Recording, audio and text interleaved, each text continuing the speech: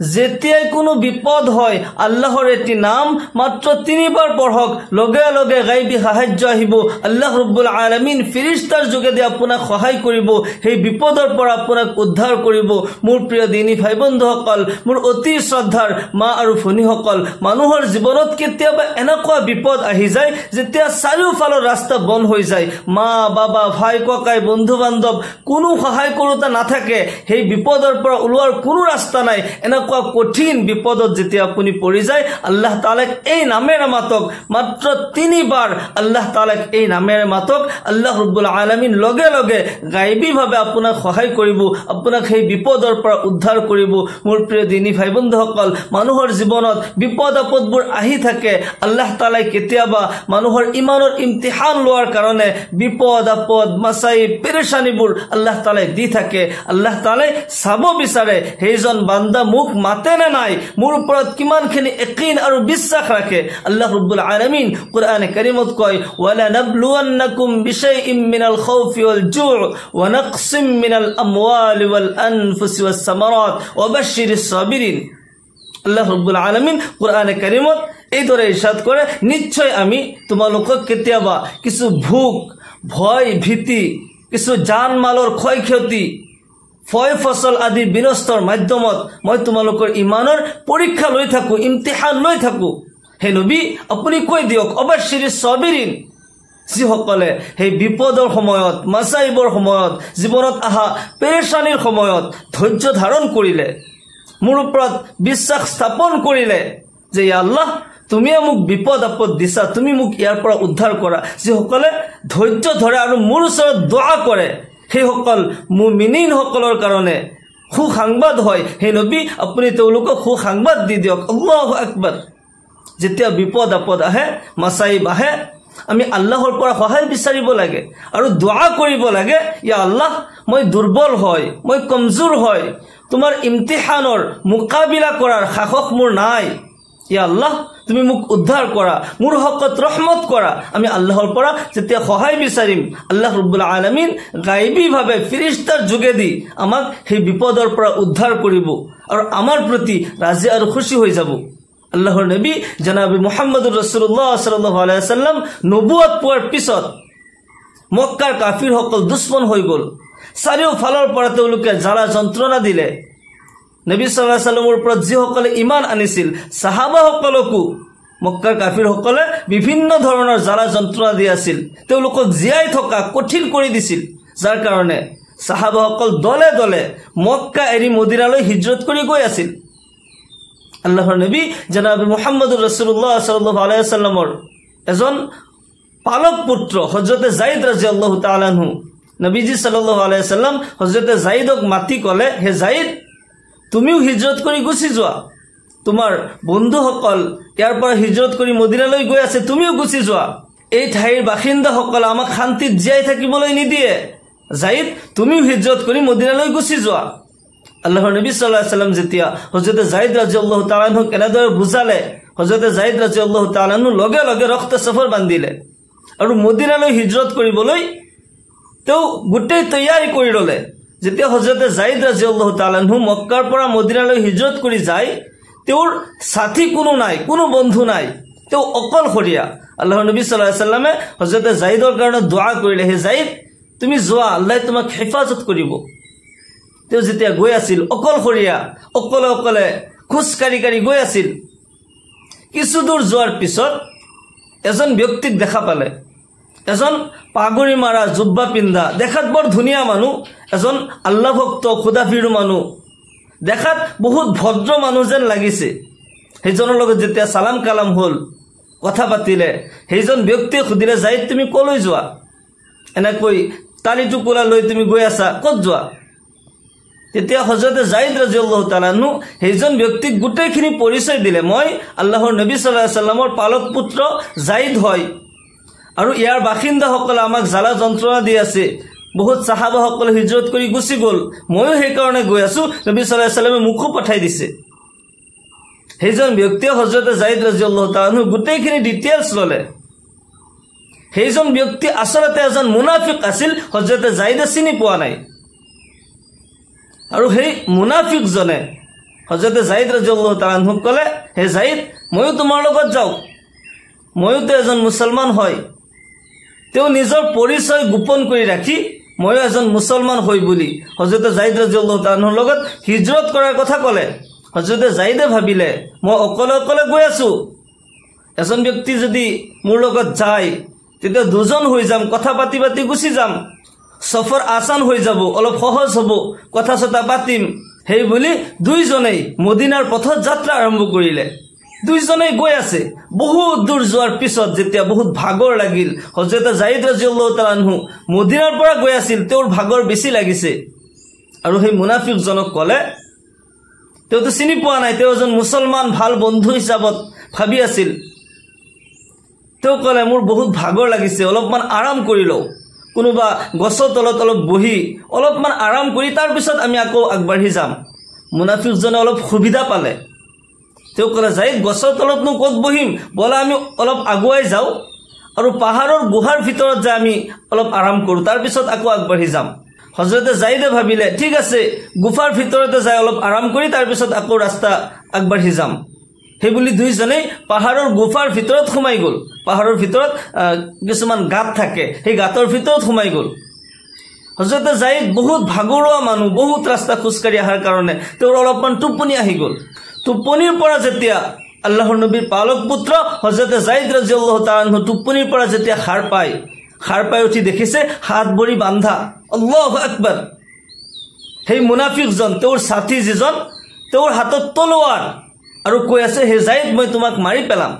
হযৰতে যায়েদ ৰাদিয়াল্লাহু তাআলা আনহু আচৰিত হৈ গ'ল, কি কথা, দুইজনে একেলগে আহিলো, এতিয়া মোৰ হাত ভৰি বান্ধি দিছা, মোক মাৰিবা, মই কি অপৰাধ কৰিলো, মোক কিয় মাৰিব বিচাৰিছা?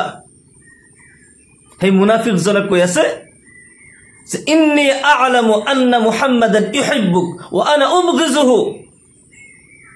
মই জানো যে মুহাম্মদে তোমাক বহুত ভাল পায়, বহুত মৰম কৰে, আৰু মই তাক ঘৃণ কৰোঁ, মই মুহাম্মদক ঘৃণ কৰোঁ, নাউজুবিল্লাহ।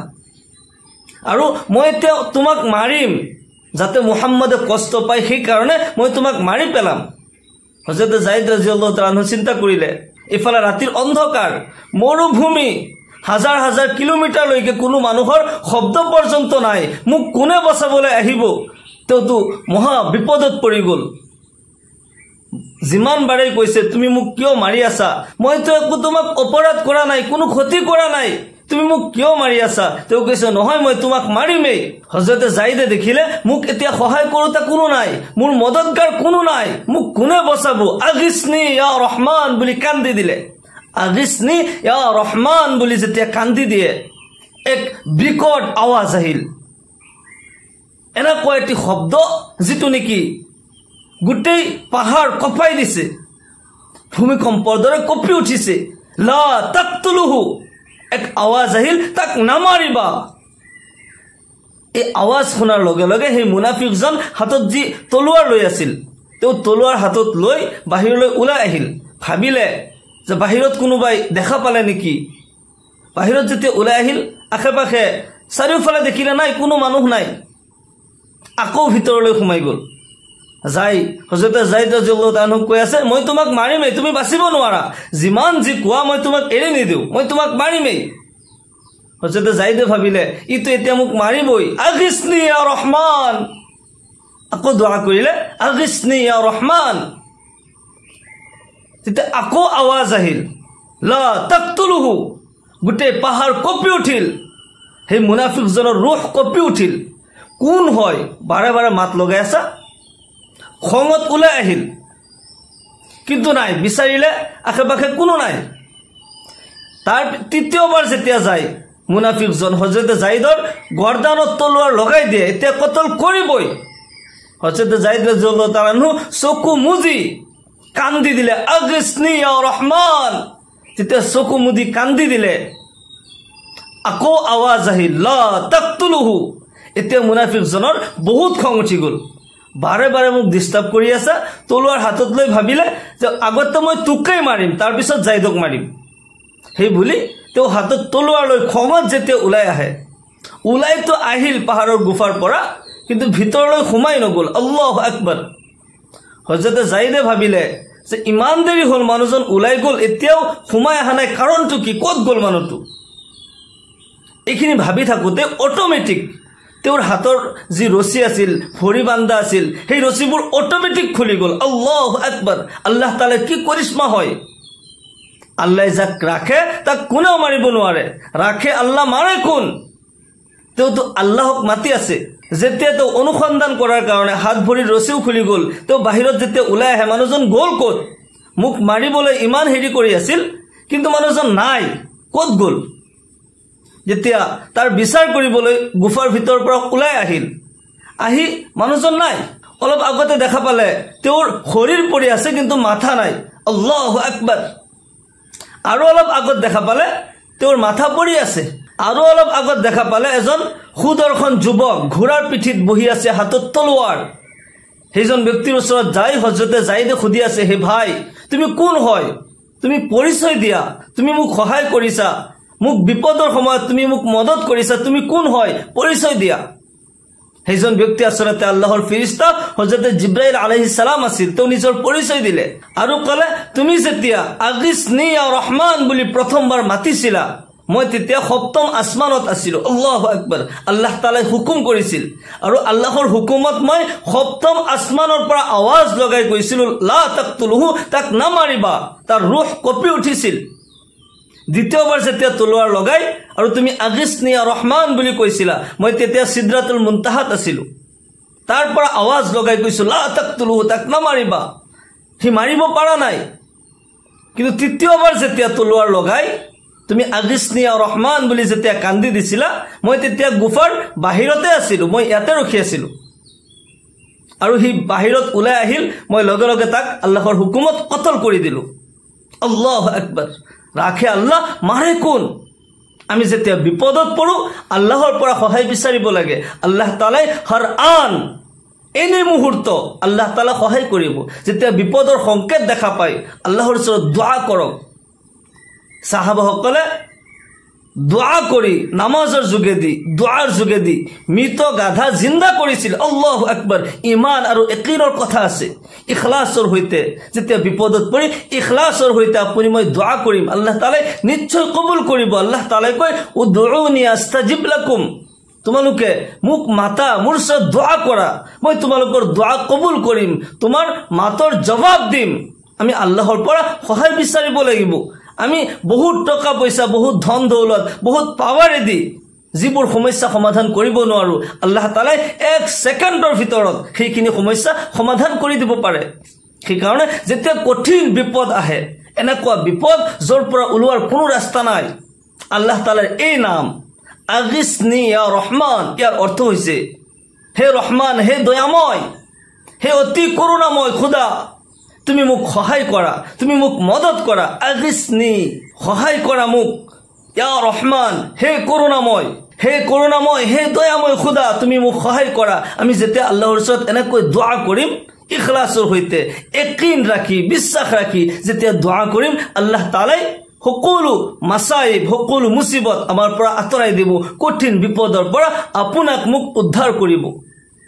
সেইকাৰণে আমি যেতিয়াই কোনো বিপদত পৰো আল্লাহক এই নামেৰে আমি মাতিব লাগে, আগিসনি ইয়া ৰহমান, আগিসনি ইয়া ৰহমান।